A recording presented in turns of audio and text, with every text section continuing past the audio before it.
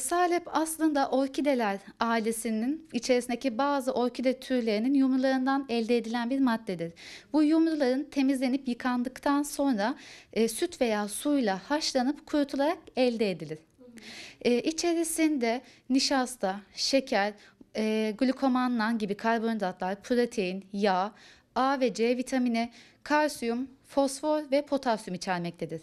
İçerisindeki bu besin ögeleri sayesinde bağışıklık sistemini güçlendirir ve akciğer sağlığı üzerinde olumlu etkileri vardır. İçerisinde bulunan glukomannan kendine su çekerek müsilaj etki yaratır. Bu etkisi sayesinde de bu salebin içerisindeki o yumuşak kıvam müsilaj etkisinden gelir ve bu şekilde de bağırsak hareketlerini artırır, tokluk sağlar, boğazı yumuşatır, öksürüğü azaltır, biraz da hazımsızlığa iyi gelir. Yan etkisi olarak her besin gibi fazla miktarda tüketildiğinde kaşıntı, alerji gibi durumlar görünebilir. Öncelikle şunu söylemek istiyorum. Piyasada bulunan hazır paketli salepler içerisine nişasta ve şeker ilave edilen şekildedir. Aslında gerçek salep değildir. Kesinlikle hazır satılan paketler yerine aktardan toz salep satın alınarak 1 litre süte 1 tatlı kaşığı kadar koyularak içerisine de istenilen ölçüde şeker ilave edilerek hazırlanabilir.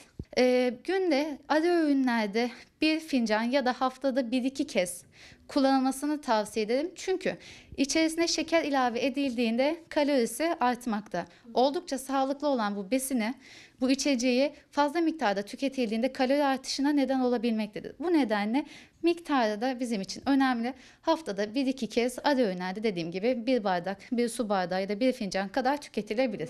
Tarçın aslında şöyle kan şekerinin regülasyonu üzerinde olumlu etkisi olduğu bilinen bir maddedir.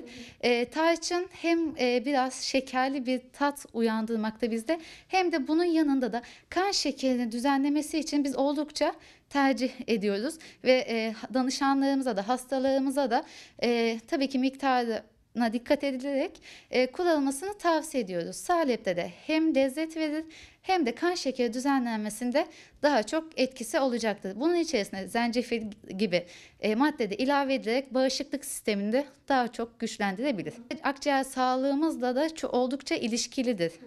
Bu nedenle bu dönemde sürekli öksürerek boğazımızın tahriş olmasından dolayı içilebilir.